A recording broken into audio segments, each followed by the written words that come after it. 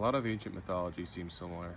Why is that? It's a good question because in a lot of cases, they're really just the same. The names are just modified. So from Europe to Central Asia, excluding people that speak Semitic languages like Arabic or Hebrew, most people in this region speak an Indo-European language, like French, Russian, Greek, Farsi, Albanian, Armenian, Hindi, Gujarati, plenty others. And therefore, the speakers of these languages are the descendants of an original ethno-linguistic group known as the Indo-Europeans. At some point, the Indo-Europeans were a unified people with a unified culture.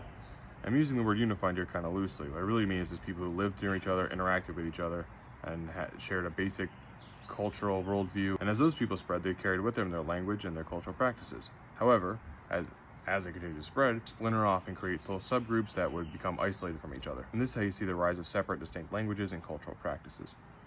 They would retain some common linguistic and cultural customs, but by and large, they would change a great deal to be almost unrecognizable from each other. However, to me, the really interesting is the retained similarities of these cultures.